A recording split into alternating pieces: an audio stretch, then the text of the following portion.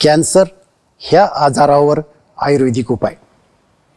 हिरक भस्म 600 mg, वसंत मालती रस 3 ग्रॅम, सुवर्ण माक्षिक भस्म 5 ग्रॅम, गिलोय सत 10 ग्रॅम, प्रवाळ पंचामृत रस 5 ग्रॅम, अभ्रक भस्म 5 ग्रॅम, शिला सिंदूर 3 ग्रॅम, ताम्र भस्म 2 ग्रॅम, वसंत कुसुमाकर रस 1 ग्रॅम.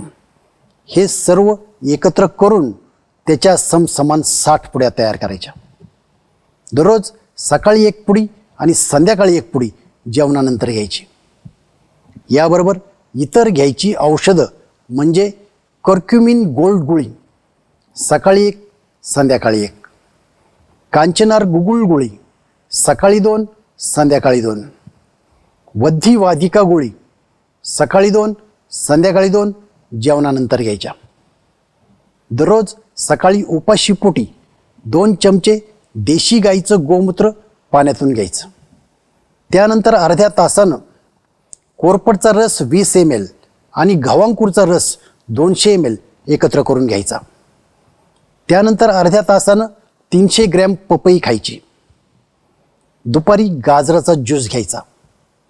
त्यानंतर तुळशीची 15 पाने, अर्धा चमचा हळद, पाव चमचा सुंठ पावडर, 1 चमचा अश्वगंधा चूर्ण आणि 1 आवळा घ्यायचा. संध्याकाळी जेवण करण्याच्या अगोदर 1 तास देशी गाईचं दूध 200 ml आणि गवती चहाचा अर्क 100 ml एकत्र करून घ्यायचा. रात्रीचं जेवण संध्याकाळी 6 वाजता करायचं. हा उपाय सलग 1 वर्ष करायचा. जर शरीरात उष्णता वाढत असेल तर आहारात काकडी, सब्जा, धण्याचं पाणी याचा समावेश करावा.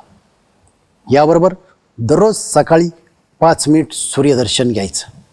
सूर्यदर्शन केव्हा घ्यायचं तर सूर्योदय होत असताना, ज्यावेळी सूर्य 30 डिग्री ते 70 डिग्रीत असताना, म्हणजेच सूर्य अर्धा दिसत असताना तेथून पुढे 8 मिनिटांच्या दरम्यान.